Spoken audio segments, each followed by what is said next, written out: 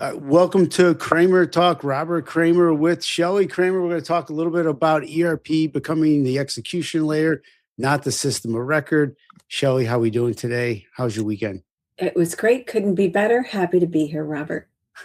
Well, that's great. So we're not related, but we got this amazing last name. We've heard of it being on other news channels, other newscasters, and great people in the world. I married it, Robert. I'm not as attached as you are. I think that makes sense. But I do love that when we are at client events together, and we often hang out together, sometimes people think that we're married, which that just amuses me.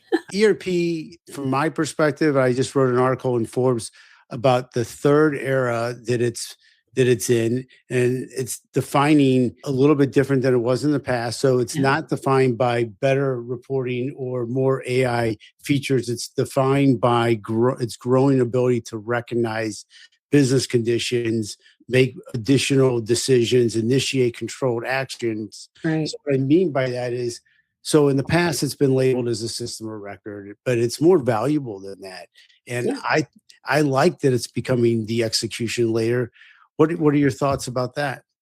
Well, you and I have talked about this before, and we've talked about it with our many clients in the ERP space, Robert. It was a system of record, and it remains a system of record, but I think ERP is becoming exponentially more valuable in the role that it's playing within organizations. And as you and I have talked, it's becoming the execution layer. So it helps organizations decide and carry on what happens next. And so we've seen great progress that vendors are making on this front. We also see and understand the challenges that customers have in terms of their own readiness. But I think it couldn't be a more exciting time for ERP.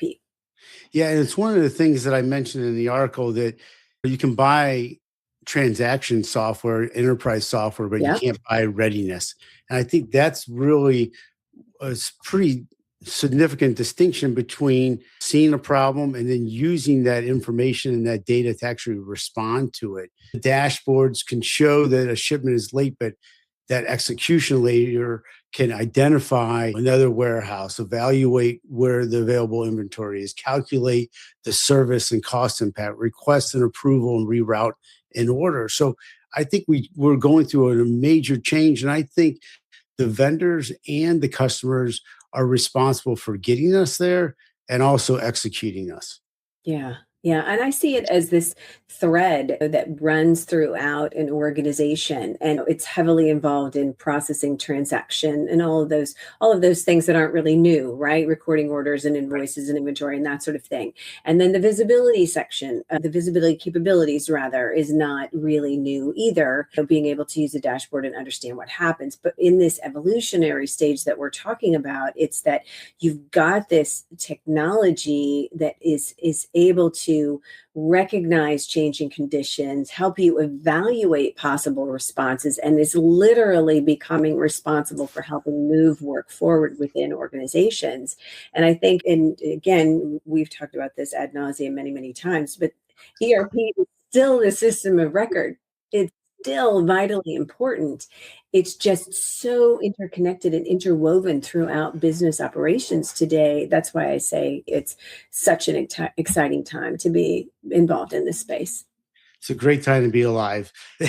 It's what some of my friends always say. My wife always says that when some new technology comes out. But ERP vendors did not create the need for the execution layer in the business. And I think it's the business conditions and some of those discussion points that we could talk about is like supply chain, all these disruptions. We needed a way to handle that, the planning of that. The customers expect faster, more accurate commitments. When you have the system of record, it's just in the system, and the ship date's this, the production date's this, the bill of materials is this. The finance teams are now expected to close sooner and exchange faster explanations. The labor constraints make it difficult to manage exceptions manually, and a single operation of the decision. This is really interesting. Depends on ERP, depends on supply chain, CRM, your human resources, your data platforms.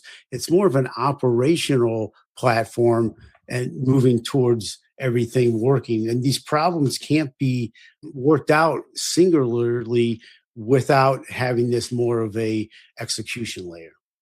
Yeah, absolutely. And I think, Robert, that we can look back at what caused this change, this acceleration, this evolution, whatever we want to call it. 2020 and navigating a global pandemic changed a lot of things in our world, right? It taught Yep. people the power of cloud technology. It Yep. taught people the need, how to pre-2020, people like you and I were hopping on video all the time, whether it's collaborating with colleagues or our teams or doing video interviews and that sort of thing. I mean, we were comfortable with cameras in our faces. And the other thing is that, I mean, I've worked virtually for most of my career. So part of video comms, video collaboration platforms is how pre-pandemic we kept our team connected. And so then we have a global pandemic, and all of a sudden the masses are becoming comfortable with collaboration platforms and video technology. And for the first time in a long time, and by the way, please don't cringe if you're a supply chain professional, but the reality of it is that ordinary average people and a lot of ordinary average businesses were not spending a lot of time thinking about supply chain other than outside of the procurement department, Yep. right? And then all of a sudden, supply chain became a huge thing when we were experiencing scarcity. And then Yep. a little more time went on, and we had a cargo ship stuck in the Suez Canal for months.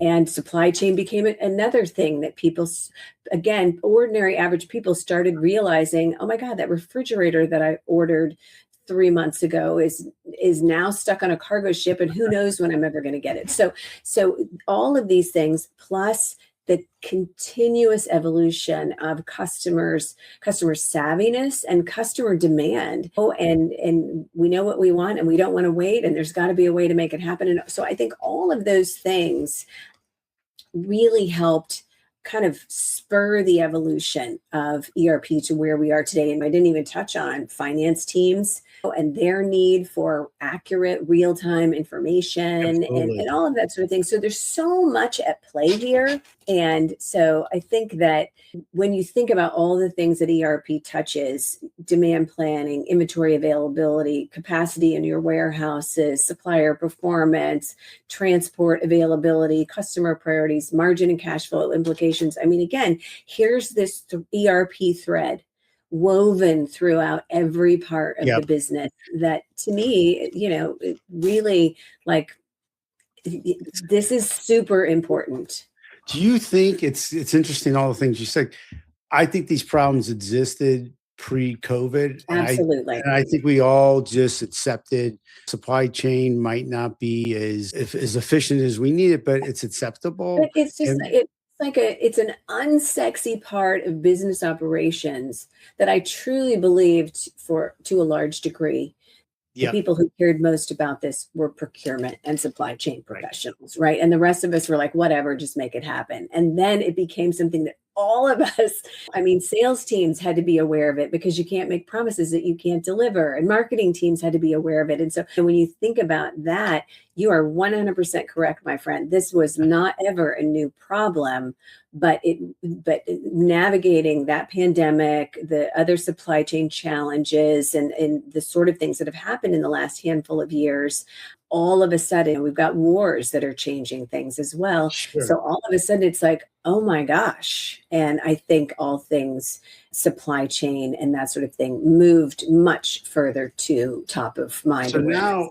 now we say, okay, now agents are becoming central to ERP. So we're bringing this discussion even further Correct. into a great moment of time where traditional automation follows predefined rules. Agents can interpret these changing conditions, select tools, and coordinate several steps towards defined outcomes. The value is not an agent that answers ERP questions. It's an agent that can move, this is important, business processes forward, which establish control. So this means the architecture is emerging to include trusted business context, events and signals, workflows and orchestration. So these transactions can be executed, permissions can be predefined and executed.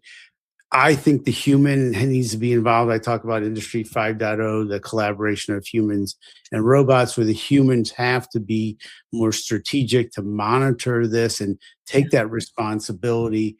So this next stage or this stage of this discussion that we're talking about, where ERPs at execution layer, the agents play a significant role with everything we're talking about. Yeah, no, I agree completely. And I think an easy way to think about this is that a copilot is literally a copilot, right? Yep. It works alongside you and helps you understand or complete a task.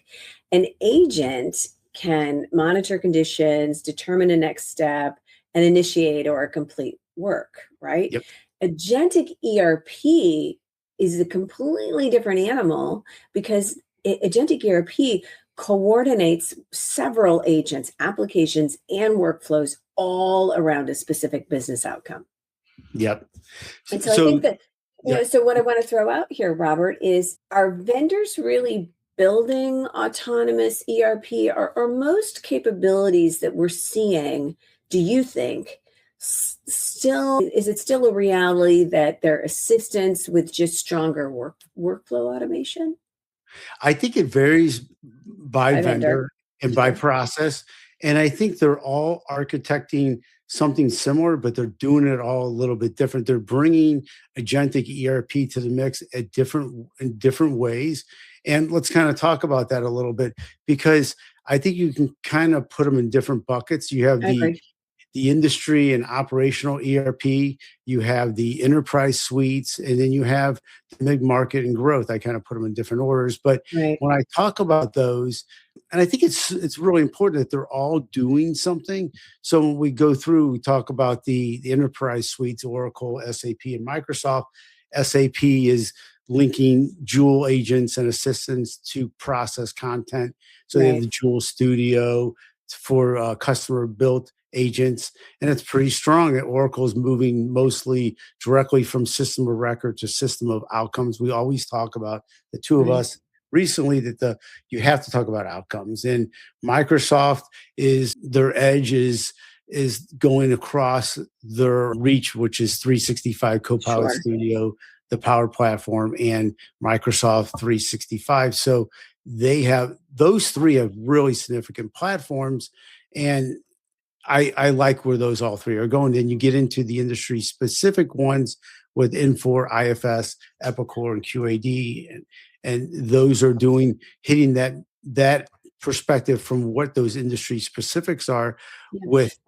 Go ahead, you guys say something. No, I want to just interrupt you before we dive into this. I just want to touch base on the first point that you made about Oracle and SAP and Microsoft. And I think that without question, these are leaders in the enterprise space. What each of them is doing is slightly different. It's definitely impressive, but there are challenges involved there. For instance, when you look at SAP, its strength is the context already inside its apps, but its challenges are heavily customized landscapes alongside large non-SAP estates.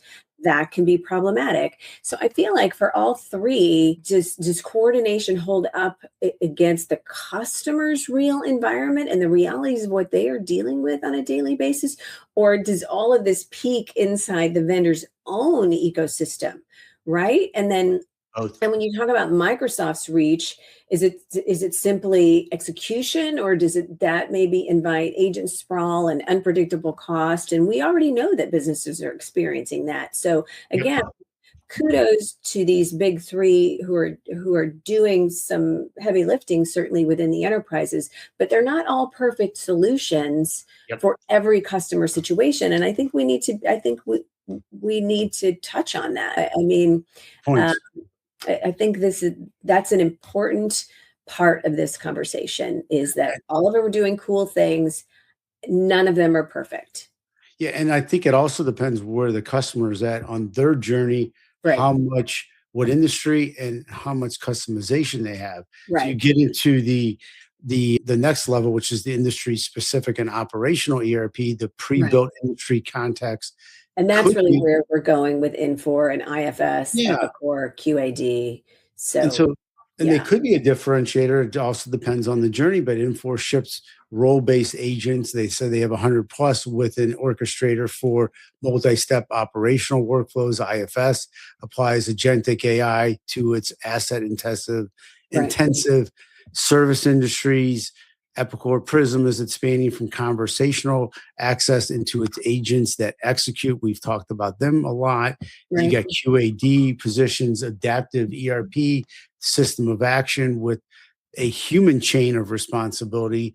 So I like all that because I believe the industry specific is a huge differentiator I for the agree. customer. Yeah, I do. And I think those pre-built industry agents, if I'm a buyer, they're incredibly attractive. Do they shorten time to value? And the jury's kind of out on that, but I think they do.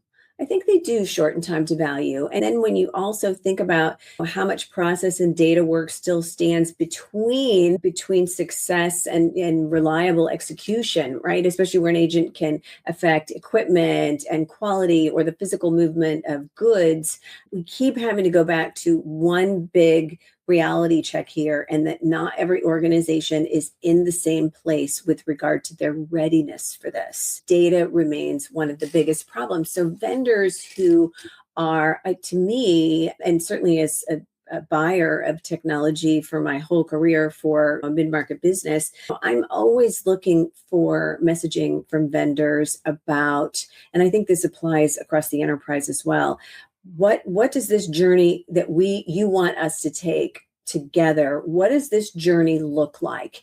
What does my support look like? How are you actually, like, is your meeting me where I am, is that sales BS trying to close a deal? Yeah.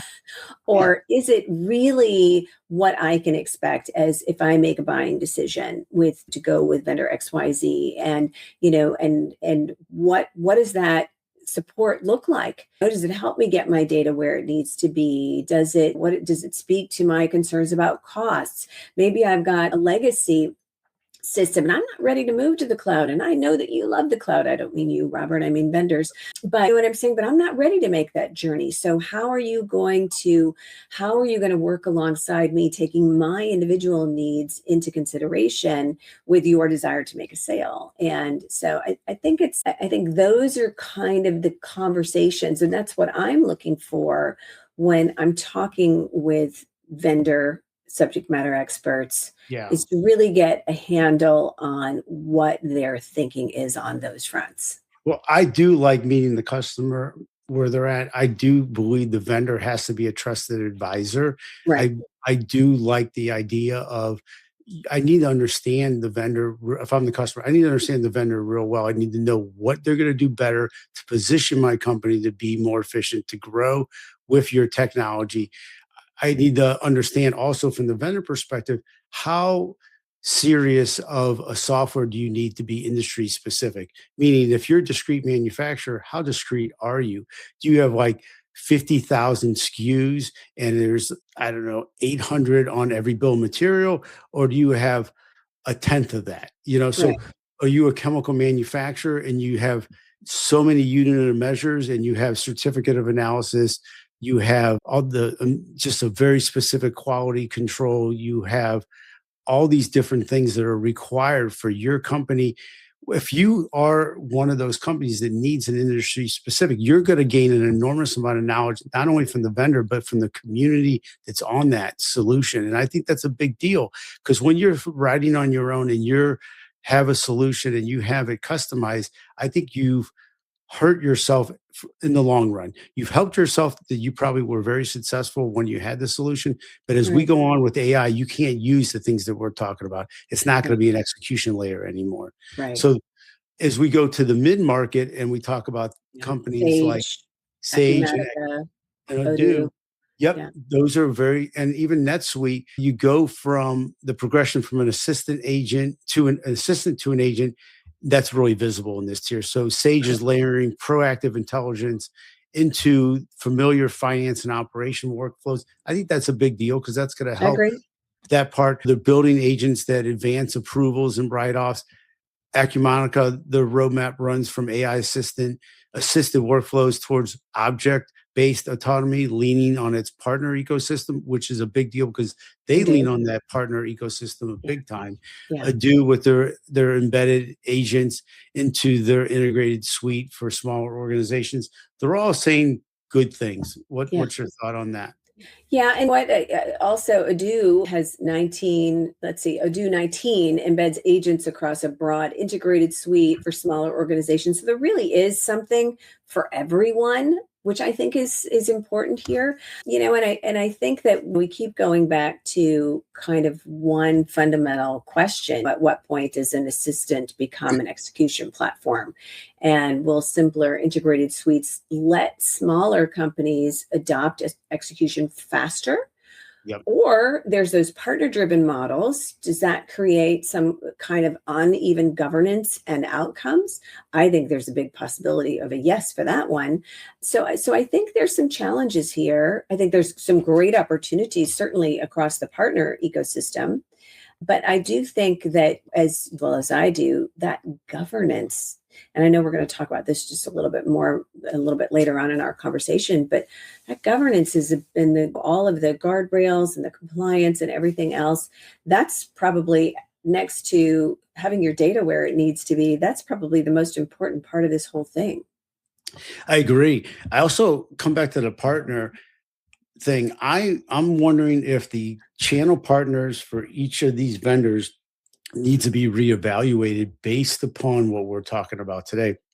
Can these companies leverage their partners at the standpoint that they need to, the level they need to, from a channel perspective, to be as successful as they need them to be, with the execution layer now being involved? Well, and that's the real product here, is trusted execution. Yep. Right?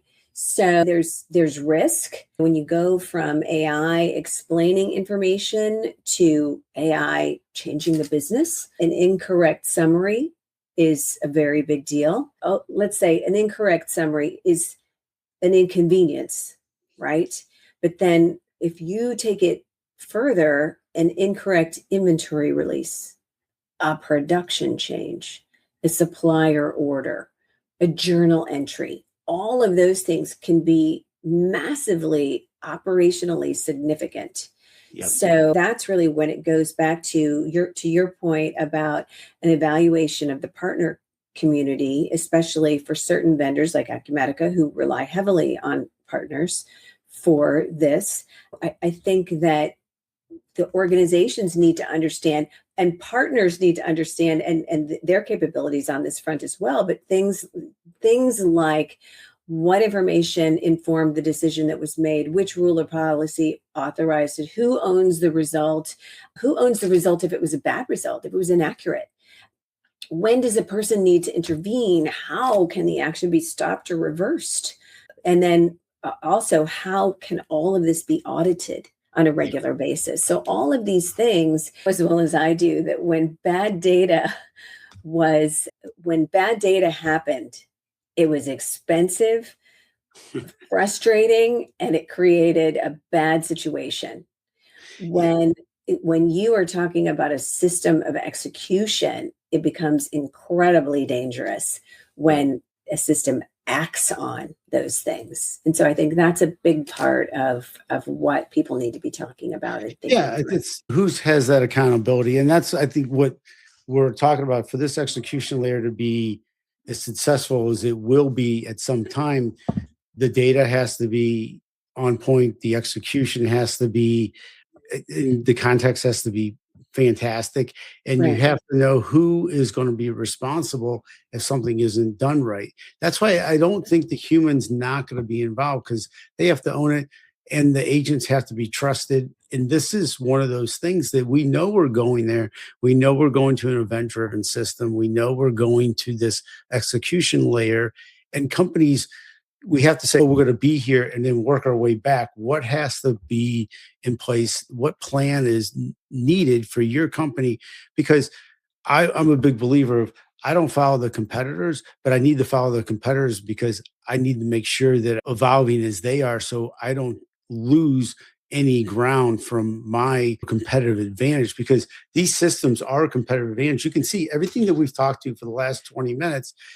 This is fantastic evolution of technology, and how, Absolutely. yeah, and how a company can really take advantage of that. But they have to understand what they need to do, instead of like, I need to do this, but what does that mean? Yeah. Because you have to be able to implement it based upon not just putting technology in, but putting technology in where it fits into your company. Right. So, and Well, but and I also think that, and you and I mean, we worked together at a couple of events recently, and these kinds of questions to senior executives I know are on both of our mind. But when you look at vendors in this equation and how much time they're spending discussing things like accountability and reversibility, and sometimes I think that vendors are very well intentioned. They certainly understand the importance of accountability and having the right guardrails in place and auditability and all of that sort of thing. But the reality of it is, I think a lot of their focus is on building and announcing new and greater, even greater agents and all of that sort of thing. And at a recent event, I know that one of us specifically asked a question about governance and accountability for when an agent takes the wrong action, and right, extrapolate that out. I make a buying decision to go with vendor ABC. We are deeply embedded now using this platform, all these sorts of things. Some rogue action happens, it causes a very expensive problem or something even reputational in terms of an absolutely, impact. At what point is the vendor accountable? right. Know what I'm saying? And nope, I don't think anybody wants to take on that responsibility. But the reality of it is, this needs to be a part of the conversation when you're evaluating partnerships, when you're evaluating vendors with whom you want to work, because something is going to go wrong. Yep, I of course. mean, it always does. Yep, you got to go two steps back to go five forward. And so, but the customer owns the readiness gap. The vendor Yep. owns the technology. They have Yep. to work together for this to be successful, and they have to know what they have to do. I think a lot of times the customer pushes the vendor for the key features and outcomes they need, but the vendors right now, I feel the gap is growing of the technology that they're producing, and the customers are only able to absorb so much. Yeah. So the industry is becoming, in a way, there's a gap, but it's also becoming that execution layer. But the problem is whether the organizations can govern it and absorb it. So when you talk about readiness, we want, how do you get the stable and agreed upon processes? Because I think that's probably the key. I mean, the data is a big deal, but the processes, I would say, if you walk into a company and say, how are your processes from 1 to 10? I think that they're probably worse than the data, but you do Agree. need the consistent data, and you need to understand what features you're using of your ERP and what features you're using of other applications. And do you need those other applications, or are those inherent in the existing ERP? Because the more turnkey you can get, the better. And then you have escalations, you have reversal procedures, you have employees that are prepared. The change management's gigantic. So, Huge. The people so part of this discussion is a part of the conversation that we don't spend enough time on. And I don't mean we, you and I mean as industries, organizations don't spend enough time on, because this is not just a matter of simply plugging this in and going. yes, This is completely, first of all, breaking down, unpacking, understanding your existing workflows, rethinking what those workflows need to be, and really it's change. It's massive organizational change. And so if you don't come at this with not only are we buying a technology solution, but we have a change management exercise that yep, we need to go through. And by the way, that's not something that's done in, 3 days or 2 weeks. yep, It doesn't happen that way. It's changing the status quo and the way we've always done things to something completely different. And employees are not removed from the process, but their roles change. So you're dealing with But you're also dealing with, okay, so you need to re-educate people, but you're also dealing with a certain amount of fear and uncertainty on their part. Because I don't know any organization where you're talking about workers throughout the organization who aren't worried that AI is coming for my job. So Yep. you look at what we see is they look at AI through the lens of, well, maybe this is okay. And, they're kind of forcing us this on us. We don't really have a say in it. So that makes me not trust not only my senior leadership, but this technology solution. And now they're asking me to change everything about the way I'm used to working. By the way, humans suck at change. We hate change. And so you have all of this happening. But if you don't get the people part of this equation right, and this is an exercise in trust. Yep. Yep. So you've got to get the people part of the equation right. And I believe you probably need to get that right before you even make a final decision on what vendor you might want to go with. Well, I believe everything you just said, because the technology is not necessarily the transformation, it's the people. So you're changing all these processes and the people have to be involved. Because I don't think you put, like I said before, you don't put technology in because you need it. You put technology because you have to have it because everybody else is doing it. You put it in because there's a gap in the way that your processes are not as efficient as they need to be, and it's a good fit, and the people understand that, and it's the next evolution of your company. So I think there's questions that you have to ask yourself of why you're going to get this new technology and how you build the readiness. And those are like, which decisions or processes are we trying to improve? Can we Right. trust the data and the business context? Where will the agents recommend, approve, or execute? You might just want them to recommend, and then the people Right. take over from there. Who owns the outcome, and what happens when the agent's wrong? How will an action be stopped or reversed? That's a concern of mine How can too. we protect ourselves? That's what that Yeah. question is. Someone Yeah. said to me, I asked them this question. I said, "Well, how do you stop it if they go rogue?" He said, "You just push this button." I go, "What happens if the button doesn't work?" He said, "I don't know."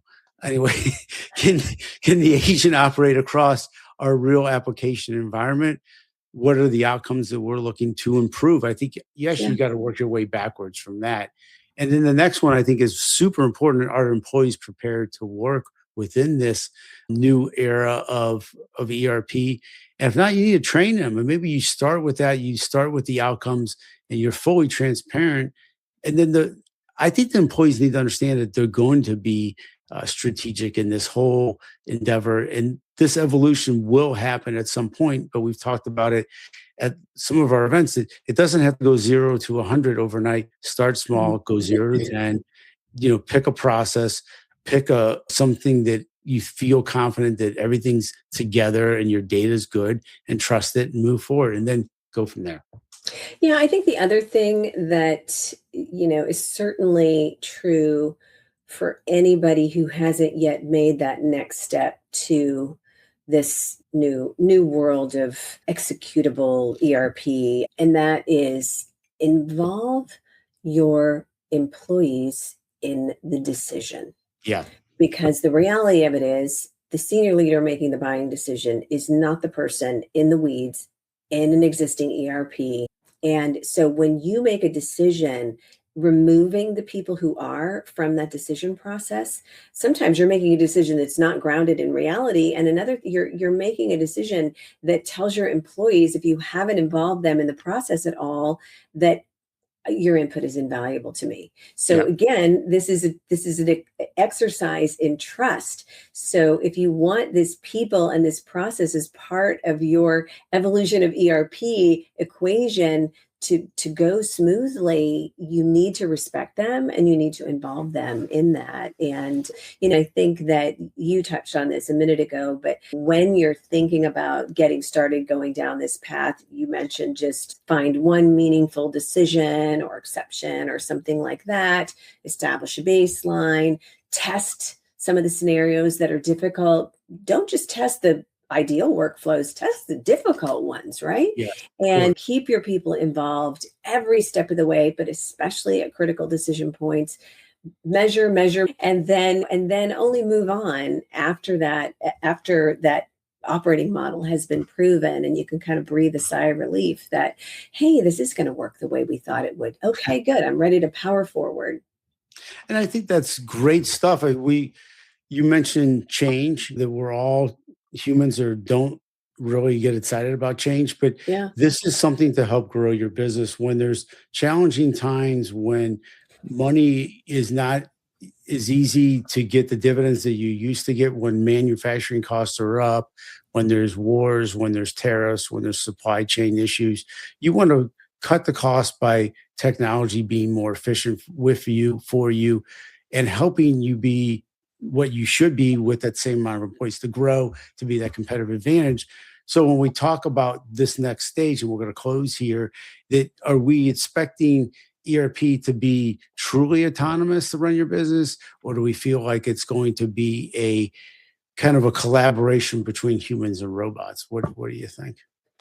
Well, I think that while autonomous systems running the business might be the ultimate goal, certainly for vendors, Of course. I believe that the reality is infinitely more nuanced than that, Robert. And I think that an important part of this equation is that not all customers are yet ready for this agentic era. We just talked about this a lot. I think that the onus here is on vendors to help customers get ready and to think about what they can do to help, to help them feel like they're on a journey with a partner, whether it is talking about. So one of the things I think that Epicor has done with pricing, right? And they've made their pricing like almost unrealistically attractive.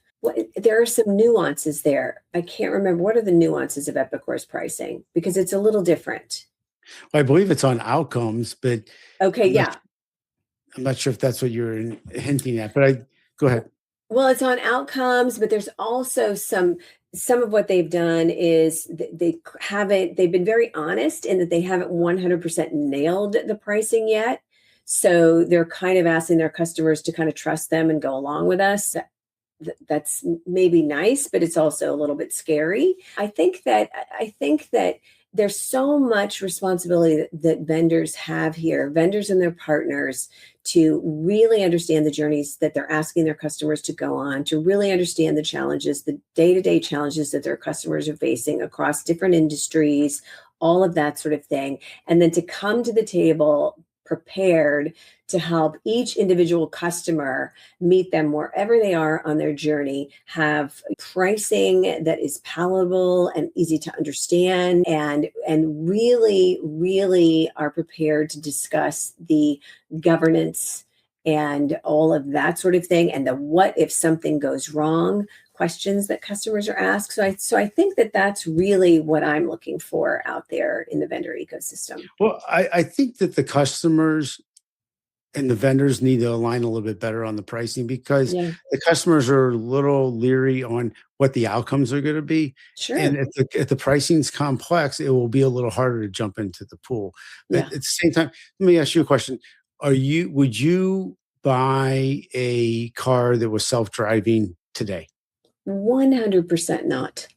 Okay. So that's what we're talking about with the ERP. I think it's similar. So, and I wouldn't either. So I would buy one that gave me the ability to take care of the parking spot or to drive on a long trip if I felt comfortable. It's kind of like having the agents handle my procurement or handle manual tasks, but I need to know what the pricing is. And I would advise the vendors to be a little lenient on the customers right now to get them through this stage of Right. not understanding what the outcomes are going to be, because they want to be in, but they can't be in if they don't understand it and they're confident in the outcome that they're going to get. And if they're measuring it by high pricing, I think that will limit their, I don't know, their emotions to move forward. Well, and I think this is as true, Robert, at the enterprise level as it is at the mid-market level. You know what I'm saying? Because at the enterprise level, you're worrying about vendor lock-in. We're not talking about spending a little bit of money when you're Right. talking an enterprise situation. And so I think really understanding that what vendors are asking customers to do at this stage, in many instances, is to take a leap of faith with them. And the reality of that leap of faith, Robert, is that the person or the buying team making a recommendation are putting their collective necks on the line. And so I think that can never be forgotten.